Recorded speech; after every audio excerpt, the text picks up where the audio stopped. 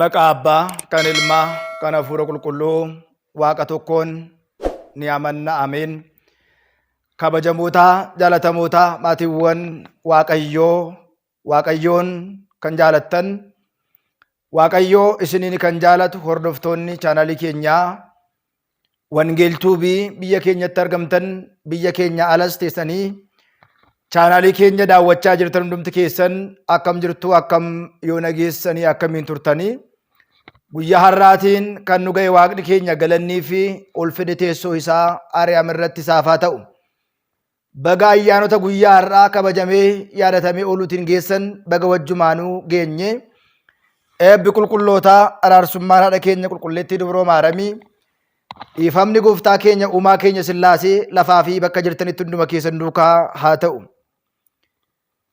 Baga torbee lammaffaa sooma gooftaa keenya qoricha keenya Iyyasuus Kiristoosiitiin isin qaqqabsiisee baga walumaanuu geenye. Torbeen kun akka moggaasa mana kiristaanaatti qiddistii yookiin immoo qulqulleettii jedhama. Torbee kana keessa waa'ee qulqullummaa eenyutu himama, waa'ee eenyutu barsiifama kan jedhu guyyaa har'aa kana torbee lammaffaa sooma gooftaa keenya qoricha keenya Iyyasuus Kiristoosiin qiddistii yookiin immoo qulqulleettii ishee filatamte adda kan taate. Qiddissi jechuun maal jechuudha? Moggaasni torbee kanaa torbee lammaffaa sooma gooftaa keenyaa qulqulleettii maaliif jedhame kan jedhu bal'inaatiin waliitiin barannaa. Anaaf dubbattii afaanii, isin immoo qooqa ittiin dhageessan, gurra ittiin qalbeeffattan. Dhaga'uu qofti faayidaa hin qabu. Dhaga'uu qofti bu'aa hin qabu waan ta'eedhaaf nama sagalee isaa dhaga'ee firii 30, 60 buufatee amantiidhaan cimee dhaabbatee gaabbii galee hanga dhumaatti dhaabatu Waaqayyoon nu haa taasisu, Waaqayyoon nu haa barsiisu. Qulqullichi Phaawulos ergaa isaa irratti akkana jedha: ani qulqulluudha waanan ta'eef isinis jireenya keessaniitiin qulqulloota ta'aa. Ani qulqulluu wantan ta'eedhaaf isinis immoo jireenya keessaniitiin qulqulloota ta'aa jedha.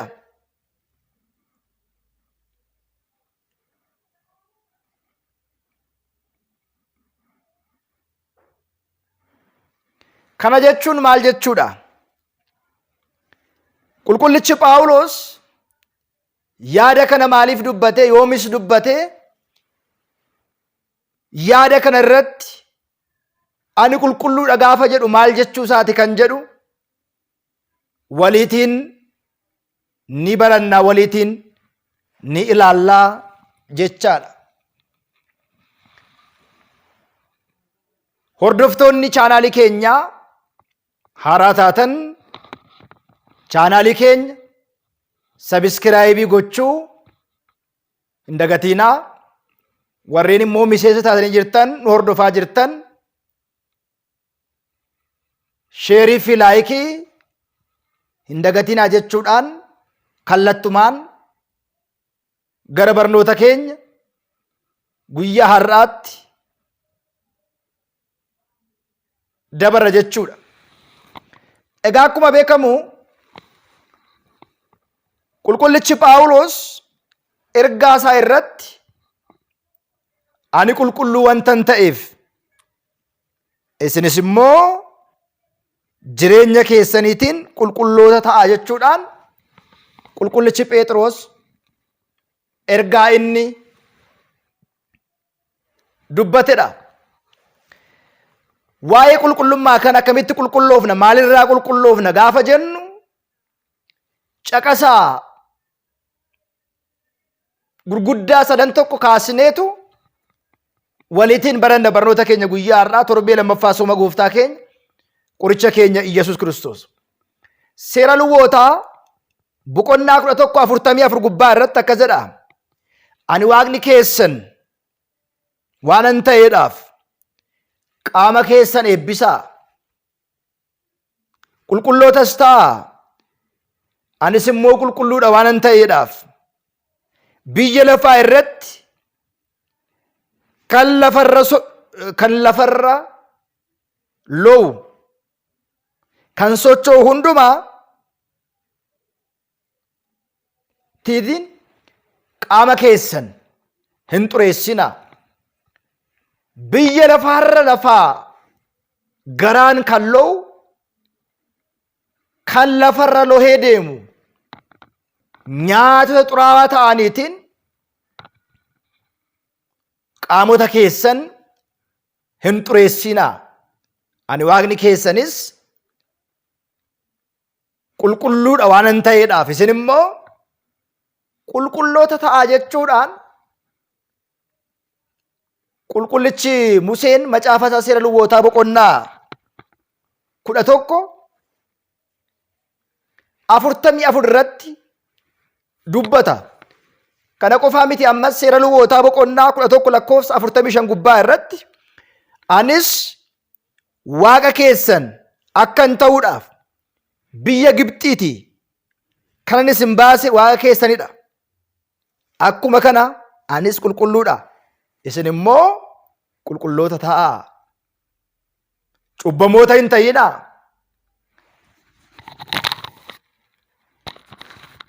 Yakkamoota hin ta'inaa. Balleessitoota hin ta'inaa. Dogongortoota hin ta'inaa. Shakkitoota hin ta'inaa. Xuraa'oota hin ta'inaa. Anis qulqulluudha waanan ta'eedhaaf Waaqni nu waamee qulqulluudha. Waaqni nu waamee qulqulluu waan ta'eedhaaf Waaqa nu waamee duukaa gaafa buunu qulqulloota taanee argamuun dirqama keenya jechaadha. Yaada kana maaliif guyyaa har'aa kana waa'ee qulqullummaa haasofna laata? Dhumarra kan itti dhufnu gaafa ta'u inni itti aanu tokkoffaa Phexros, ergaa qulqullicha Phexros boqonnaa 1:5-16 gaafa ilaallu, haa ta'u malee ani qulqulluu waanan ta'eedhaaf isinis immoo qulqulloota ta'aa jedhamee barraa'eera.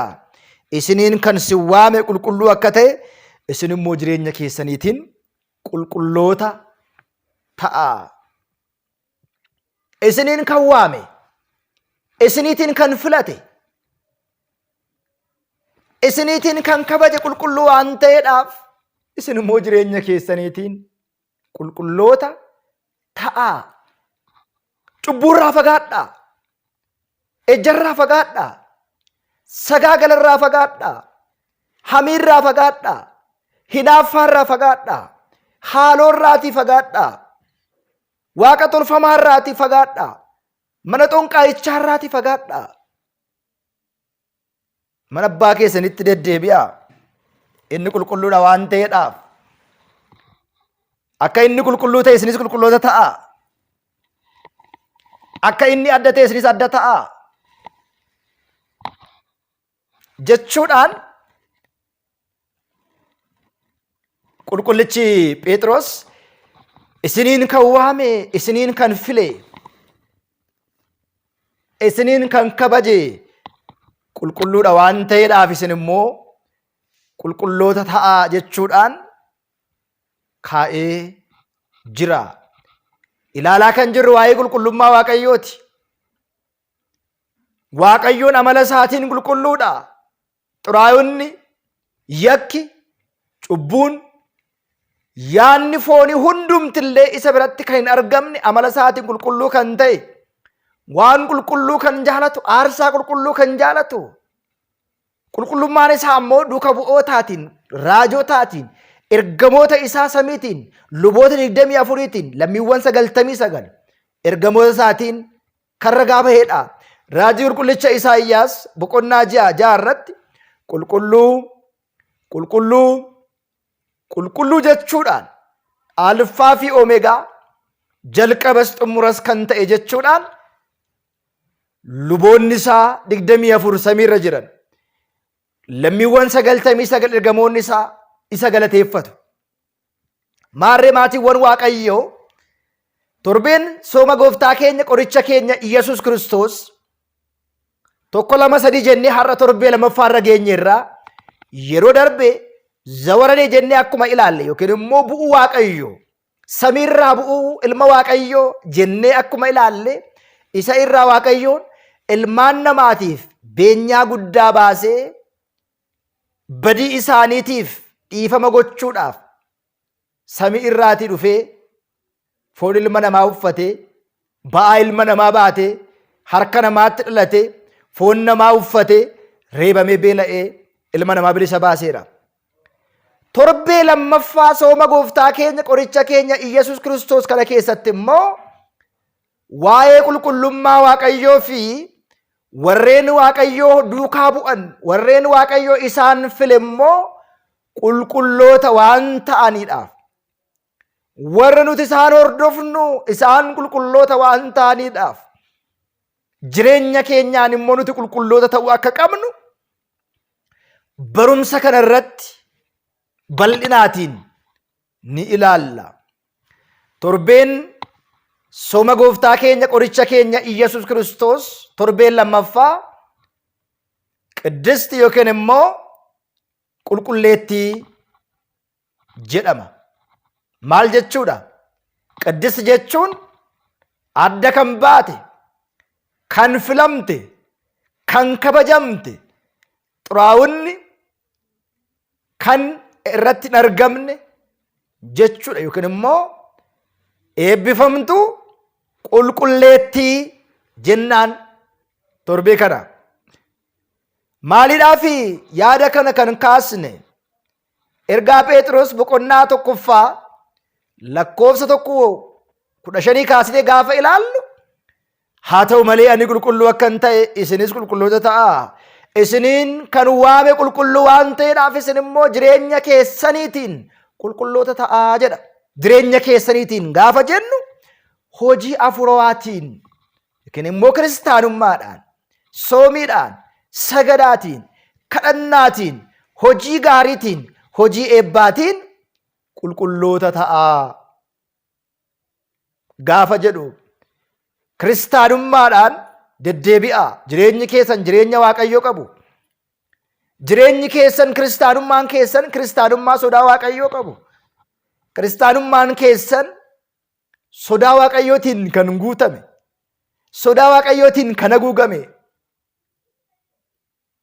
ta'uu qabaa. Isinis immoo jireenya keessaniitiin qulqulloota ta'aa jedha. Akkuma beekamu torbeen kun torbeen lammaffaa sooma gooftaa keenya qoricha keenya Iyyasuus Kiristoos qulqulleettii yookiin immoo qiddisti jedhama. Torbee kana maaltu ta'e? Maaltu raawwate? Waa'ee eenyutu haasa'ama? Waa'ee eenyutu baratama jennee gaafa ilaallu jalqaba irratti waa'ee kabaja Waaqayyooti, waa'ee qulqullummaa Waaqayyooti. Warri Waaqayyoon hordofan immoo qulqulloota ta'uu isaanii fi nun immoo unifisin warri maqaa Waaqayyootiin waamamne qulqulloota ta'uu akka qabnu jireenya keenyaatiin jireenyi keenya jireenya harfaa yookiin immoo jireenyi keenya jireenya xuraa'aa akka hin taaneef qulqullichi Phexros ergaa cimaa kana nu dabarsa. Torbee kana keessa maarree waa'ee qulqullummaa eenyu haasofna? Waa'ee qulqullummaa eenyu dubbanna? Waa'ee qulqullummaa eenyu baranna jennee gaafa ilaallu jalqaba irratti waa'ee qulqullummaa Waaqayyooti. Waaqayyo qulqulluudha. Waa'ee qulqullummaa Waaqayyoo kana keessatti immoo warri Waaqayyoon hordofan, warri Waaqayyoon isaan waame qulqulloota ta'uu isaaniiti. Inni biraan torbee kana keessa waa'ee qulqullummaa guyyaa dilbataati.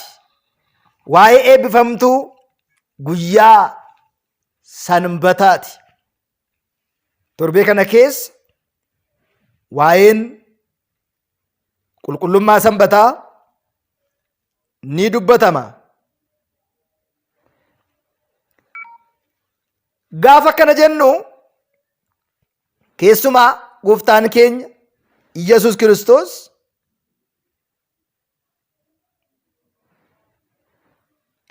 waa'ee qulqullummaa guyyaa dilbataa yookiin immoo guyyaa sanbataa kana kakuu haaraa fi moofaa keessatti yeroo 141 ol waa'een qulqullummaa guyyaa dilbataa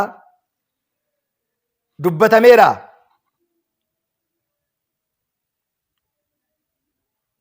Innis seera bahuu boqonnaa 16 lakkoofsa 26 kaasine gaafa ilaallu guyyaa 6 guuraa guyyaa 7ffaa garuu sanbatadha jechuudhaan guyyaa 6 hojii hojjedhaa, yaada foonii hundumaa hojjedhaa, cubbuun alatti hundumaa isin eeyyamameera. Guyyaa 6 hojjedhaa, guyyaa tokkittii kana, guyyaa dilbataa kana, guyyaa sanbataa, guyyaa qulqulleettii kana garuu kabajaa jechuudhaan waa'ee kabaja dilbataa, qulqullummaa guyyaa dilbataa gooftaan keenya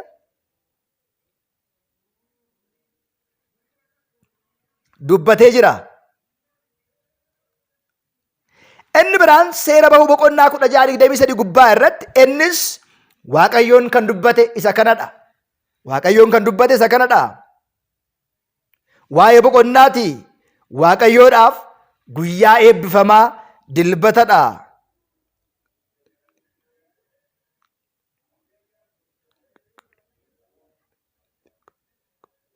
Warri tolchitanis tolchaa, warri affeeltanis affeelaa. Kan hafes immoo hundumaa borii akka eeguudhaaf kaa'aa ittiin jedhe. Guyyaa dilbataa kanatti nyaata, dhugaatii hunduma qopheessinee kaa'uu qabna. Keessumaa immoo seera ba'uu boqonnaa 20 lakkoofsa 8 gubbaa irratti guyyaa dilbataa eebbisuudhaaf, qulqulleessuudhaaf